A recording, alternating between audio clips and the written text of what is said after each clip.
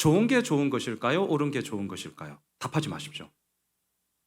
다 압니다. 후자라는 걸.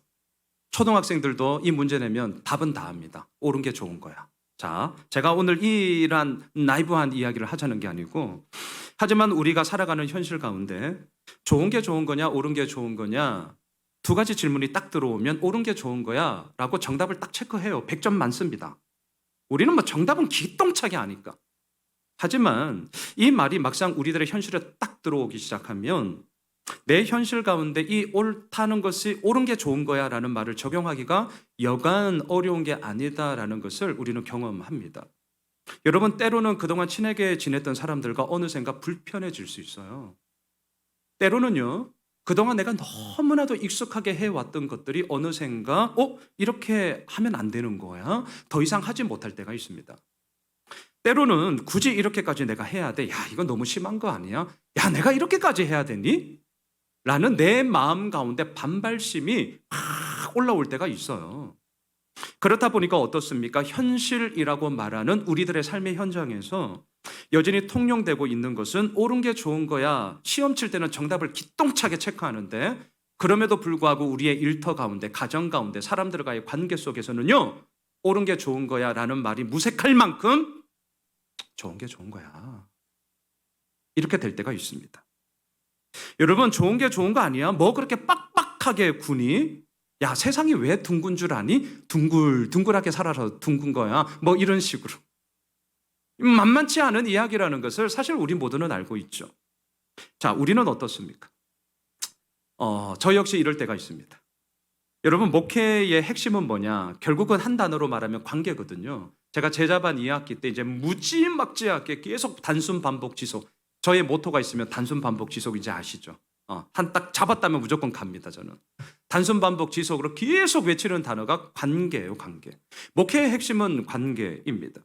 눈에 보이는 가시적인 일보다는요, 눈에 보이지 않는 관계가 목회의 핵심이다 보니까 그 관계라는 말 속에 담겨진 여러 많은 사람들의 다양함들이 있는데, 제가 이제 고민이 뭐냐면 이런 거예요. 자, 그 다양함들을 내가 어디까지 내가 받아들여야 되지? 이건 저의 고민만은 아닐 거예요. 또 반대로 그 많은, 무수히 많은 다양함 가운데 내가 어디까지 저분에게 들어가야 되지? 저 되게 많이 고민합니다. 진짜 고민이에요. 또한 이러한 관계의 문제가 목사인 저에게 참 고민입니다라고 지금 제가 이렇게 말을 할 때에 참 부끄러운 얘기지만 참 고민이 됩니다라고 하는 그 이유 중에 상당 부분은 현실적 이유도 있어요. 자, 현실적 이유가 뭐냐? 이런 거예요. 어려운 거 아닙니다. 내가 괜히 그런 말 했나? 이거예요. 내가 괜히 그런 말 했나? 그러면 이 말 하고 나서 저분 교회 안 나오면 어떡하지? 성도들 없으면 예수 오면 줄게 이제 어떡하냐? 접어야 되나? 예, 저의 지금 실질적인 저의 마음의 얘기예요. 좋은 게, 그러다 보니까 옳은 게 좋은 거야 라고 우리가 정답을 체크하고 100점을 맞지만 사실은 우리의 삶의 현장 가운데는 그래서 좋은 게 좋은 거 아니야? 라는 말이 여전히 우리들 가운데 있는 거예요. 우리가 지금 모르는 얘기가 아닙니다. 다 알고 있는 얘기를 제가 다시 한번 반복하는 것이죠. 저 역시 목회 현실이라는, 소위 이 땅에서의 현실이라는 것을 벗어날 수 없기 때문에 목사인 저마저도 강단에서는 옳은 게 좋은 거야 라고 얘기를 하지만 막상 딱 되돌아서면 내가 무수히 고민하는 것은 괜히 이런 말 했나? 이런 말 해서 괜히 그냥 우리 교회 안 나오면 어떡하지? 있다니까요. 그래서 머뭇머뭇거리게 되는 거죠. 자, 이건 비단 저만의 이야기가 아니라 우리 모두의 이야기일 터인데, 저는 이렇게 제 마음이 막 갈팡질팡할 때가 있거든요. 지금도 몇몇 가지를 가지고는 계속 기도하는 게 있거든요. 그리고 또 이것저것 재고 있는 저의 마음을 제가 알잖아요. 그럴 때 항상 붙잡는 말씀이 두 가지가 있어요. 자, 자막을 보시죠. 먼저 누가복음 6장 26절인데요. 모든 사람이 너희를 칭찬하면 화가 있도다. 그들의 조상들이 거짓 선지자들에게 이와 같이 하였다. 저는 이 말씀을 가지고 저 스스로에게 이렇게 얘기합니다. 순웅아, 너 모든 사람에게 칭찬과 인정을 받고자 해? 화가 있을 거야. 너 이 구절 잘 봐라. 모든 사람들에게 칭찬과 인정을 받고자 한다면 그것은 거짓 선지자가 되어야 돼. 왜 거짓 선지자가 되어야 되는 줄 아니? 좋은 말만 해야 되거든요. 기분 나쁜 말 절대 하면 안 되거든요. 어이구 이래야 되거든요. 복 받는다고 얘기해야 되거든요. 오늘 말씀의 제목처럼 어미 꾸짖어라 요딴 얘기하면 안 되거든요. 지금 저 스스로에게 얘기하는 거예요. 모든 사람에게 칭찬과 인정을 받으려고 하는 자 화가 있으리로다. 그러면서 제 마음을 다시 한번 딱 정리하는 그 다음 구절이 있어요. 저에게는 쌍둥이 구절인데 갈라디아서 1장 10절을 한번 띄워주시죠. 제가 늘 이 구절을 가지고 이 고민들 앞에 섭니다. 이제 내가 사람들에게 좋게 하랴, 하나님께 좋게 하랴, 사람들에게 기쁨을 구하랴, 내가 지금까지 사람들의 기쁨을 구하였다면 그리스도의 종이 아니니라. 여러분, 좋은 게 아니라 옳은 게 좋은 거야. 이 말이 정말 맞는 말임에도 불구하고 우리들의 삶의 현장에 딱 들어왔을 때는 정말 어려운 말입니다. 하지만 우린 몸부림쳐야 됩니다. 왜? 어렵기 때문에. 쉬우면 몸부림칠 게 없어요. 그냥 하면 되죠. 하지만 이 말이 너무나 어렵기 때문에 우리는 몸부림을 쳐야 되고요. 또한 왜 몸부림을 쳐야 되느냐? 갈라디아서 얘기하죠. 우리는 사람을 기쁘게 하는 사람의 종이 아니라 하나님의 기쁨을 위하여서 나 주님의 기쁨 되기 원하네. 그렇게 찬양을 잘하잖아요. 그렇다면 그 기쁨이 되는 길을 우리가 함께 가고자 오늘도 예배하는 자기 때문에 우리는 그리스도의 종이기 때문에 그 몸부림 속에서 하나님의 기쁨이 어딘가를 구하는 자들이어야 한다는 것이죠. 사도 바울 역시 이 부분에 대해서 너무나 분명했습니다. 그래서 오늘 본문에 편지를 쓰면서 후배 사역자이자 참 아들처럼 여겼던 디도에게 이렇게 명령합니다. 오늘 본문으로 와보시죠. 13절. 이 증언이 참되도다. 그러므로 네가 그들을 엄히 꾸짖어라. 이는 그들로 하여금 믿음을 온전하게 하고. 자, 오늘 설교의 제목이기도 한데요. 제가 이 말씀을 묵상하면서 제일 먼저 들었던 생각이 뭔 줄 아세요? 이거였어요. 살살 꾸짖으면 안 되나? 지금 이렇게 얘기하고 있는 제 마음이 무슨 마음인지, 여러분들의 지금 마음이 무슨 마음인지 다 지금 공감이 딱 가는 거죠. 살살 꾸짖으면 안 되나? 아니면 적당하게 꾸짖으면 안 되나? 이런 생각이 제일 먼저 들더라고요. 왜 이런 생각이 들까요? 우리는 알고 있기 때문이죠. 엄히 꾸짖으면 어떻게 됩니까? 상대방이 기분 엄청 나빠합니다. 엄히 꾸짖으면 어떻게 되는 줄 아세요? 내용은 둘째치고 그 사람의 눈빛과 그 사람의 말투와 마치 나를 조롱하고 멸시하고 얕잡아 보는 듯한 그런 분위기 속에 막 이렇게 꾸짖음을 당하면요, 내용은 온데간데 없고 내 마음이 딱 상해요. 내 감정이 딱 상합니다. 그러면 감정이 상하고 마음이 딱 상하는 순간 그 뒤에 말이 아무리 옳은 말이라 할지라도 내 귀에 안 들어와요. 그래서 오늘 이 말씀 엄히 꾸짖어라, 살살 꾸짖으면 안 될까? 내가 안 한다는 게 아니니까 좀 적당하게 이렇게 굴러가면서 꾸짖으면 안 되나? 이런 생각이 들더라고요. 지금 우리 모두의 고민이잖아요. 또 엄히 꾸짖으면 어떻게 됩니까? 반발심이 확 일어나죠. 그리고 나서 상대방의 반응 10중 8구는 이렇게 얘기하죠. 야! 네가 그렇게 잘났냐? 네가 그렇게 잘났냐? 잘났으면 얼마나 잘났길래 나한테 이래라 저래라야. 그러면서 이제 딱 돌아서면서 얘기하죠. 니나 잘하세요. 이렇게 대판 싸우고 이제 다시는 빠이빠이 하고 이제 안 보죠. 자, 여러분, 오늘 말씀 만만치 않습니다. 엄히 꾸짖어라. 이 말에는 상당한 리스크가 뒤따른다는 것을 사도 바울은 알고 있어요. 관계 속에서 엄히 꾸짖어라. 교회에서 이러한 치리, 할 수 있을까? 교회의 3대 표징이거든요. 치리가 막 성찬 정지 해본 적이 없어가지고 제가 아직 그런 일도 없었지만 저 고민이 되더라고요. 말씀대로 간다면 그 가운데 어떤 현상이 일어날까? 엄히 꾸짖어라. 오늘 말씀 우리 다 보고 있는데 꾸짖으면 어떻게 되는 거예요? 리스크가 엄청 커요. 자, 그런데도 사도 바울은 디도에게 말합니다. 엄히 꾸짖어라. 자, 두 가지를 보려고 합니다. 왜요? 이런 리스크가 너무나 크다는 것을 누구나 다 알 텐데 그럼에도 불구하고 왜 엄히 꾸짖어라 얘기하는가? 두 번째, 도대체 뭘 위해서? 목적이 뭐냐는 거예요. 오늘 이유와 목적에 대해서 함께 살펴보고자 합니다. 첫 번째, 왜 엄히 꾸짖으라고 하느냐? 달라도 너무 달랐기 때문이에요. 오늘 본문 10절을 보시죠. 10절 같이 읽읍시다. 불순종하고 헛된 말을 하며 속이는 자가 많은 중 할례파 가운데 특히 그러하니 불순종, 헛된 말, 남을 속임, 이건 여러분 예수를 믿는 자나 믿지 않는 자나 사회의 구성원으로서 이 땅 가운데 건강하게 살아가려면 모든 사람이 다 이렇게 해야죠. 이렇게 하면 안 되죠. 불순종하면 안 되고 남을 속이면 안 되고 헛된 말 하면 안 되죠. 이거는 안 믿어도 이렇게 살아야 된다는 거 우리가 다 알고 있습니다. 그런데 너무 슬픈 얘기는 뭐예요? 그렇게 살았던 상당수가 누구였느냐? 뚜껑을 딱 열었더니 교회 다니는 사람들이야. 할례파예요, 할례파. 오늘 본문에 의하면 할례파. 할례파는 누굽니까? 예수를 믿어도 할례를 받아야만 구원이 완성된다라고 주장하는 자들이었죠. 할례파는 누굽니까? 하나님을 온전히 섬긴다는 외적인 표징으로 할례를 자랑하면서 야, 이 정도는 해야 하나님을 섬기는 자라고 할 수 있어. 이 정도는 해야 이제 믿음의 성장을 했다라고 얘기할 수 있는 거야 라고 떵떵거리던 자들이었죠. 그런데 어떻습니까? 그렇게 겉으로 드러나는 모습과는 달리 뚜껑을 딱 열었더니 이게 뭐예요? 불순종. 뚜껑을 딱 열었더니 헛된 말. 뚜껑을 딱 열었더니 남을 속임. 누가요? 할례파가. 달라도 너무 다른 거예요. 그래서 디도는 그레데 교회 안에 있는 이 할례파들을 향하여서 어미 꾸짖어라 이렇게 얘기를 하고 있는 것이죠. 자막을 한번 보십시오. 마가복음 14장 10절인데요. 12 중에 하나인 가룟 유다가 예수를 넘겨주려고 대제사장들에게 가매. 제가 이 말씀을 묵상하면서 또 금요일날 우리가 봤던 이 큐티 본문인데 제가 그래서 금요일날 영상 가운데도 예고편을 던졌을 거예요. 제가 주일날 다시 한번 이 부분을 얘기할 거라. 뭘 얘기하고자 하느냐? 12 중에 하나. 저는요 성경을 읽을 때 이게 막 이런 게 막 그냥 안 넘어가요. 여러분들 어떤 호칭, 어떤 사람을 향한 수식어가 나오면 절대 그냥 넘어가지 마세요.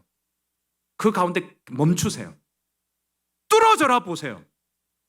반드시 깊은 의미가 있습니다. 여기서 말하는 12은 누굽니까? 예수님과 3년간 동고동락했던 자들입니다. 여기서 말하는 12은 누굽니까? 자신의 생업을 다 내려놓고 예수님을 따르는 자로 살아갔던 사람들입니다. 이 12은 누굽니까? 하나님의 왕 되심, 예수 그리스도의 주인 되심. 오늘 큐티 본문, 주님, 다른 사람들은 다 버릴지라도 나는 주님을 버리지 않겠습니다 라고 얘기했던 자들이 12이었단 말이죠. 그런데 그 12 중에 하나인 가룟 유다가 지금 뭐 하고 있냐고요? 예수를 팔아 넘기려고 대제사장들에게 갑니다. 이 가룟 유다나 12 중에 하나인 가룟 유다나 오늘 디도서에 나오는 불순종, 헛된 말, 남을 속이는 할례파나 똑같은 거예요. 똑같아요. 여러분, 할례파들은 자신들의 할례를 자랑했어요. 하지만 정작 이들이 자랑해야 했던 할례의 진짜 의미와는 아무 상관없었습니다. 자, 그래서 저는 오늘 본문을 통해서 다시 한번 우리가 할례의 의미가 무엇인지를 제가 정확하게 짚고 넘어가고자 합니다. 앞에 자막을 보시죠. 창세기로 좀 여행을 가겠습니다. 16장 16절, 17장 1절인데요. 함께 읽읍시다. 하갈이 아브라함에게 이스마엘을 낳았을 때에 아브라함이 86세였더라. 아브라함이 99세 때에 여호와께서 아브라함에게 나타나서 그에게 이르시되 나는 전능한 하나님이라 너는 내 앞에서 행하여 완전하라. 성경에서 할례가 나오는 가장 처음 본문이 창세기 16장 그리고 17장입니다. 이 본문에 대해서는 우리가 1월 달에 이미 묵상을 다 한 것이고요. 심지어는 제가 설날 때 가정예배 순서지에 제가 이 본문으로 함께 예배를 드리십시오라고 나눠 드렸던 본문이기도 합니다. 16장 16절 그의 나이 86세에 이스마엘을 낳았습니다.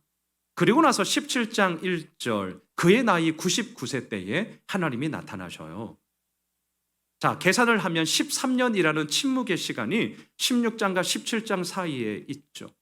왜 하나님이 침묵하셨냐고요? 하나님의 약속의 신실함을 믿지 않고 인간적인 방법으로 이스마엘을 낳았기 때문이죠. 제가 그래서 그때 이렇게 말씀을 드렸어요. 기다리면 이삭, 서두르면 이스마엘. 여러분, 정말 깊은 의미가 있습니다. 다시요. 기다리면 이삭, 서두르면 이스마엘이에요. 조급함에 빠지지 마십시오. 하나님의 약속이 있다면 약속을 지키시는 주, 그 주님이 오늘도 우리를 이끄시는 줄 믿습니다. 아브라함은요, 그 약속을 내팽겨 쳤습니다. 13년의 깜깜한 침묵의 시간을 겪어야만 했습니다. 그리고 그 13년의 침묵을 깨고 하나님이 다시 나타나셔서 가장 먼저 했던 말 17장 1절 나는 전능한 하나님이야. 왜 이 말씀을 하실까요? 전능한 하나님을 믿지 못했기 때문이죠. 그래서 이스마엘을 낳은 거잖아요. 나는 전능한 하나님이다. 그러면서 너는 내 앞에서 행하여 완전하라. 그리고 자막을 계속 보셔요. 창세기 17장 10절입니다. 앞에서 행하여 완전함의 표징을 뭘로 하셨느냐? 같이 읽을까요? 시작. 너희 중 남자는 다 할례를 받으라. 이것이 나와 너희와 너희 후손 사이에 지킬 내 언약이니라. 그래서 할례가 시작이 된 거예요. 자, 저는 할례의 의미를 정확하게 이렇게 정의하겠습니다. 할례, 단지 남성의 성기 표피를 잘라내는 거 아니에요. 그런 거 아닙니다. 할례란 뭐냐고요? 하나님의 전능하심을 믿고 나의 불신앙을 끊어내는 거예요. 나는 전능한 하나님이야.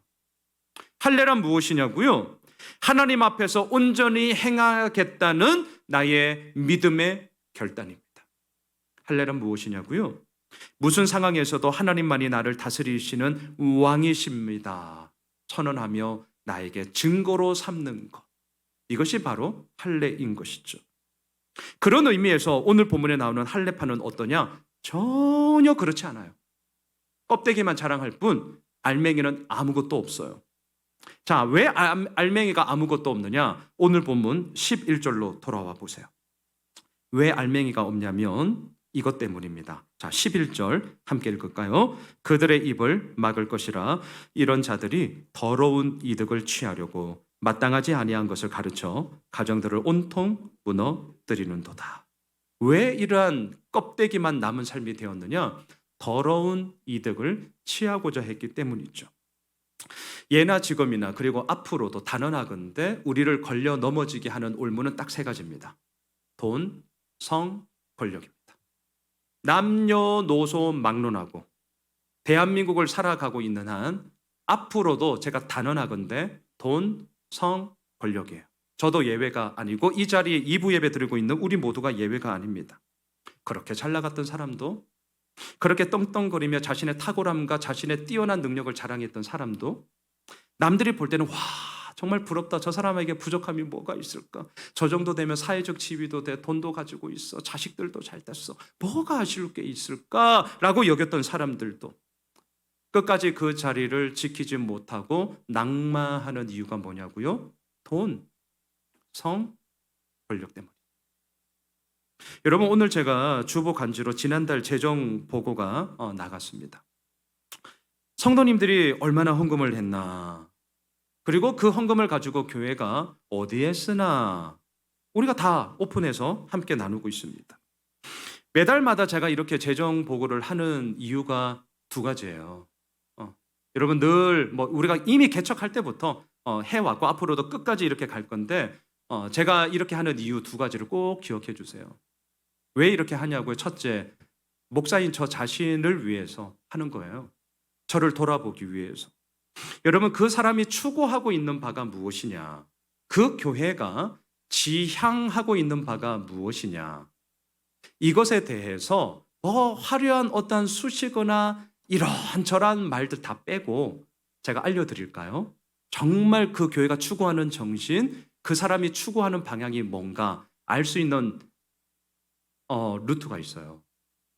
돈 어디에 쓰나? 요거 보시면 압니다. 화려한 말 필요 없어요. 멋들어진 비전 있으면 좋습니다. 하지만 그것으로 우리가 움직이는 것 아니잖아요. 아무리 거창하고 멋진 비전을 말한다 할지라도 정작 그 비전을 현실 가운데 실제화하기 위해서는 시간이 걸리고 재정이 투입돼야 됩니다. 시간을 투입하지 않고 재정을 투입하지 않는데 어찌 그 비전이 현실 가운데 이루어질 수 있겠습니까? 그건 헛된 망상이에요. 말이 안 되는 거죠. 제가 어제 우리 교육자 셀 모임, 늘 우리는 토요일 날 셀 모임이에요, 셀 모임. 그리고 물론 회의에 관한 것도 하지만 어떻게 살았어? 요즘 고민이 뭐야? 저의 고민도 나누고 그리고 같이 밥 먹고. 제가 이렇게 하는 이유가 있거든요. 결국 남는 건 이거밖에 없어요. 일이 남는 게 아니에요. 사람이 남는 거지. 우리 목자 셀 모임도 마찬가지고. 이러한 정신들이 이제 마스크를 다 벗고 밥 먹는 그날 이제 목장 모임도 가게 될 텐데 흘러가기를 제가 계속 기도하고 있는데요. 어제 나누었던 주제가 이거였습니다. 이런저런 얘기를 하다가 우리 다음 세대 한번 보십시오. 지난주에는 인원 체크할 필수 인원조차도 없어가지고 제가 주보에 반영을 못했습니다. 죄송하고요. 우리 아이들 이렇게 교육부서를 보면 사실은 그렇게 많은 인원은 아직 아니잖아요. 그런데 정말 결단을 하고 우리 운영위원들과 함께 교회를 생각하면서 결단을 하면서 각 담당 사역자님들을 다 뒀어요. 그리고 앞으로도 이제 예사랑부도 이제 두려고 하고 있습니다. 그런 와중에 있는데 우리 전사님들이 얘기를 하더라고요. 목사님, 다른 이제 신대원을 다니니까 다른 교회 이런저런 얘기를 하잖아요. 근데 이제 이 정도의 사이즈면 다 겸임하거든요. 그러면서 그 다른 분들이 그렇대요. 너희 교회 목사님 참 대단하다 라고. 근데 제가 그러면서 얘기를 했어요. 우리가 왜 이렇게 하냐. 여러분, 우리 교회 4대 비전 가운데 하나, 다음 세대를 향하여서 우리가 물심양면으로 다 쏟아내자. 저는요, 그게 그냥 허울 좋은 비전으로 끝날 것이 아니라 우리의 상황이 어떠하든지 간에 바로 그 다음 세대를 세우기 위해서 전도사님들과 함께 동력하며 인원이 몇 명이든 단 한 명이라 할지라도 우리가 온 힘을 다해서 나아가는 게 내가 하나님 앞에서 내가 정한 이 비전, 나에게 주신 이 비전을 이루는 것이기 때문에 내가 가는 거야. 여러분, 우리가 그 길을 가는 것입니다. 제가 재정보고를 보면서 바로 그 얘기를 하는 거죠. 우리 교회의 멋진 비전들, 분립개척에 대한 것도 보십시오. 얼마 안 되지만 이미 분립개척 기금을 작년부터 계속 모아서 우리가 지금 나아가고 있습니다.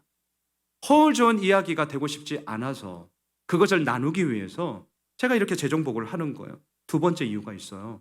이건 저에 관한 이유고 성도님들을 위해서도 제가 재정보고를 합니다. 이게 무슨 말이냐? 여러분, 우리는 필드 위에 뛰는 선수가 되기보다는 그 필드 위에 뛰는 선수를 이렇게 내다보면서 이러니 저러니 평가하는 평가자가 되고자 하는 마음이 훨씬 더 큽니다. 필드 위에 뛰는 선수들은 부담스러워요. 책임져야 되거든요. 욕 먹어야 되거든요. 칭찬은 별로 없어. 욕만 잘해. 이렇다 저렇다. 자, 남들에 대해서는, 교회에 대해서는, 더 나아간 나라에 대해서는 이렇다 저렇다 우리가 얘기를 하죠. 그런데 정작 그러한 평가의 기준을 나 자신에게 들이대고 있습니까? 내가 하고 있는 일터에 들이대고 있습니까? 우리 가정에, 자식들 키우는 가정 속에 들이대고 계십니까? 제가 왜 재정보고를 이렇게 하는 줄 아세요? 우리 교회 이런 교회야 자랑하기 위해서 일말의 여지는 있습니다. 하지만 그 마음보다는요, 저 자신을 돌아보고자 하며 더 나아가 예수 호메실 교회가 추구하는 정신이 이러한 정신으로 가는 교회라면 교회만의 이야기로 머무는 것이 아니라 그 교회에 함께 몸담고 있는 우리가 사람을 기쁘게 하는 것이 아니라 하나님을 기쁘게 하는 그리스도의 종으로서 오늘도 서 있다라고 얘기를 한다면 우리들의 실제적인 재정의 문제에 있어서도 과연 내가 추구하고 있는 정신, 내가 추구하고 있는 방향이 내가 무엇인가를 보라는 거예요. 제가 그래서 이 재정보고를 서로 나누는 거죠. 제가 늘 기도하는 게 있습니다. 하나님, 교회가 어떠한가 평가하는 그 기준으로 우리 모두를 평가하고 우리 가정을 평가하고 우리 자녀들을 평가하는 그러한 돌아보는 성도들이 되게 해 주십시오. 예수 호메실 교회가 추구하는 이 정신이 옳다면, 옳은 것이 좋은 것이라고 한다면 그 옳음의 길을 교회만의 이야기로 끝나는 것이 아니라 그 교회를 다니고 있는, 출석하고 있는, 몸담고 있는 우리 모든 가정들, 성도들도 그 믿음의 여정의 길을 걸어가게 해 주십시오. 오늘 참 부담스러운 얘기를 해요. 네. 하지만 이게 옳은 것이기 때문입니다. 여러분, 오늘 본문에 나오는 할례파들, 이들은 할례의 진정한 의미를 내팽겨치고 겉과 속이 다른 삶을 살았습니다. 이유가 뭐냐고요? 더러운 이득을 얻고자 했기 때문이죠. 자, 질문. 이득은 무조건 다 더러운 것입니까? 자, 우리가 자본주의 사회를 살고 있는데 이득은 무조건 다 더러운 것입니까? 아니에요. 아닙니다. 여러분, 우리가 땀 흘려서 건강한 모습으로서 또한 정상적인 루트를 통하여서 우리가 이득을 취하는 것은요, 깨끗한 이득이고 정당한 이득입니다. 그렇다면 오늘 본문에서 왜 사도 바울은 더러운 이득이라고 말을 하느냐? 11절에서 그 답이 나와 있어요. 이 이득을 취하려고 마땅하지 않은 것을 가르쳤기 때문이죠. 왜 더러운 이득이라고 말하냐고요? 마땅하지 아니한 것을 가르침으로 말미암아 가정들을 다 깨뜨려 버렸기 때문입니다. 그래서 더러운 이득이라고 얘기를 하는 거죠. 자, 첫째, 오늘 본문의 포인트. 왜 사도 바울은 어미 꾸짖으라고 명령을 하는가? 겉과 속이 달라도 너무 다른 할례파가 그레데 교회 가운데 많았기 때문입니다. 왜 어미 꾸짖으라고 얘기하는가? 이들의 잘못된 가르침으로 말미암아 가정들이 깨어지고 무수히 피눈물 나는 이야기가 있었기 때문에 살살 적당히 아니요 어미 꾸짖으라. 두 번째, 그렇다면 이 어미 꾸짖음을 통하여서 뭘 하고자 하는 것인가? 13절을 보십시오. 오늘 보면 13절, 이 증언이 참되도다. 그러므로 네가 그들을 어미 꾸짖어라. 이는 그들로 하여금 믿음을 온전하게 하고 마땅하지 않은 가르침에서 돌이켜 믿음의 온전함을 세우고자 어미 꾸짖어라 라고 얘기합니다. 자, 14절도 보십시오. 유대인의 허탄한 이야기와 진리를 배반하는 사람들의 명령을 따르지 않게 하려 합니다. 왜 어미 꾸짖느냐? 딴 데 가지 말라는 거예요. 엉뚱한 데 가지 말라는 거예요. 잘못된 길에 가지 말라는 거예요. 정신 못 차리면 야! 그러면 안 되지. 꾸짖어서라도 제대로 된 길을 오게 해야 하는 것 아니겠느냐라는 것입니다. 자, 저를 보십시오. 어미 꾸짖어야 하는 이유와 목적을 우리가 지금 두 개를 딱 보았습니다. 너무 분명해요. 자, 너무 분명합니다. 그런데 제가 말씀을 묵상하면 묵상할수록 걸렸던 질문이 있어요. 근데 주님, 분명한 이유가 있고 분명한 목적이 있는데 그 이유와 목적을 분명하게 얘기하면 사람들이 다 따라올까요? 저 스스로 이렇게 말씀을 묵상하면서 질문을 던진 거예요. 어떻게 생각하세요? 이유가 너무 분명하고 목적이 너무 분명해. 이걸 여러분들에게 이렇게 제가 전했어요. 자, 다 따라 와야 되는데 다 따라올까요? No. 그렇지 않습니다. 자, 요게 이제 걸렸어요, 제 마음에. 그래서 그 다음 물었어요. 그럼 주님, 뭐죠? 제 수준이 이 정도여서 그런지 제가 예스라는 답을 못 하겠는데 자꾸 노라고 제 마음속에 답이 나오는데 그럼 어떻게 해야 될까요? 그때 저에게 이렇게 깨달음을 주셨어요. 그게 뭐냐? 중요한 게 있다. 중요한 게.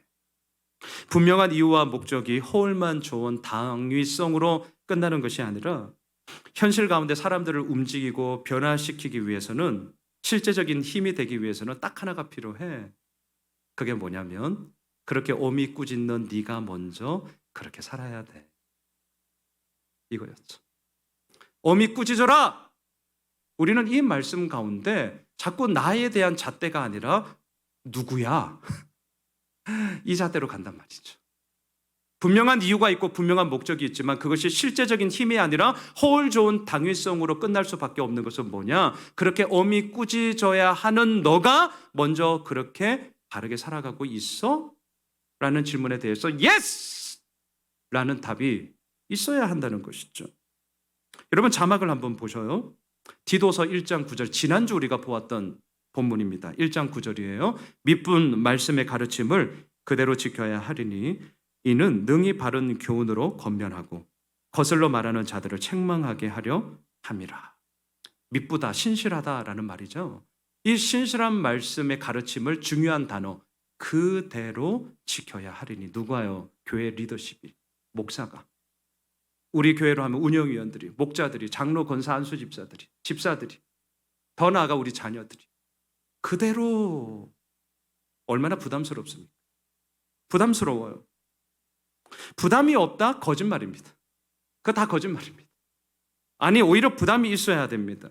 왜냐하면 어미 꾸짖는 것에 대해서는 나 역시 책임을 져야 하기 때문이고요. 그 책임을 오롯이 감당하기 위해서는 내가 먼저 신실한 말씀의 가르침을 그대로 지켜야 하리니 누가 내가. 그래서 부담스러울 수밖에 없죠. 하지만 이 길을 가야만 거슬러 말하는 자들에게, 오늘 본문에 나오는 할례파들에게, 가정을 무너뜨리는 자들에게, 겉과 속이 너무나 다른 그들에게 어미 꾸짖을 수 있는 책망을 할 수 있는 것 아니겠습니까? 자, 오늘 본문의 두 번째 포인트. 어미 꾸짖는 목적이 무엇이냐고요? 믿음의 온전함을 위해서. 어미 꾸짖는 목적이 무엇이냐고요? 허탄한 이야기, 진리를 배반하는 사람들의 명령을 따르지 않기 위해서. 하지만 그 어미 꾸짖는 것이 진짜가 되기 위해서 뭐가 필요하냐고요? 어미 꾸짖어야 하는 내가 먼저 그대로 살아야 한다. 말씀을 정리하겠습니다. 오늘은 예수님이 십자가를 지시기 전 마지막 한 주간의 시작인 종려주일입니다. 사람들은 자신들의 겉옷을 폈습니다. 들에서 배 나뭇가지를 길에 폈습니다. 그리고 나귀 새끼를 타고 입성하시는 예수님을 향하여 호산나 호산나 호산나 뭡니까? 이제 주여 우리를 구원하소서. 주여 이제 우리를 구원하소서. 호산나를 외치면서 반가이 예수님을 맞이합니다. 하지만 예수님은 그러한 군중들의 한호와 열렬한 맞이에 마음이 흔들리지 않으셨어요. 그리고 주일이 지난 월요일 예수님은 뭐 하셨느냐? 예루살렘 성전에 들어가셔서 엄히 꾸짖었습니다. 오늘 말씀처럼 엄히 꾸짖었어요. 자, 자막을 보시죠. 어떻게 엄히 꾸짖었는가? 우리 같이 읽을까요? 이에 가르쳐 이르시되 기록된 바 내 집은 만민이 기도하는 집이라 칭함을 받으리라고 하지 아니하였느냐? 너희는 강도의 소굴을 만들었도다 하시매 어찌하여 기도하는 집이 강도의 소굴이 되었습니까? 오늘 본문의 할례파처럼 겉과 속이 달라도 너무나 달랐거든요. 누가요? 대제사장들이, 누가요? 바리새인 서기관들, 사두개인들이. 성전을 하나님을 향한 기도하는 집이어야 하겠건만 자신들의 더러운 이득을 취하고자 하는 경제적 수단으로 변질됨으로 말미암아 강도의 소굴이 되었다라고 예수님은 엄히 꾸짖으면서 환전상들을 다 내쫓고 비둘기 파는 자들의 테이블을 뒤집어 엎으시고 난리를 쳤습니다. 한편 예수님은 어찌하여서 이렇게 엄히 꾸짖을 수 있었던 것입니까? 그것은 강도의 소굴을 다시금 기도하는 집으로 자신의 몸을 깨뜨리심으로 말미암아 바꾸신 분이었기 때문인 것이죠. 사랑하는 예수오매실 가족 여러분, 저는 오늘 설교의 결론을 이 구절로 맺으려고 합니다. 자막을 보십시오. 빌립보서 3장 3절입니다. 함께 읽읍시다. 하나님의 성령으로 봉사하며 그리스도 예수로 자랑하고 육체를 신뢰하지 아니하는 우리가 곧 할례파라. 이렇게 한번 따라할까요? 진짜 할례파가 됩시다. 예, 오늘 디도서에 나오는 육신의 자랑, 껍데기만 하려 한 육체의 할례파가 아니라 사도 바울의 고백처럼 우리 진짜 할례파가 됩시다. 진짜 할례파가 누구냐고요? 성령 하나님이 주시는 힘으로 섬기고 봉사하는 자죠. 진짜 할례파가 누구냐고요? 나를 자랑하는 것이 아니라 예수가 그리스도이심을 자랑하는 자입니다. 진짜 할례파가 누구냐고요?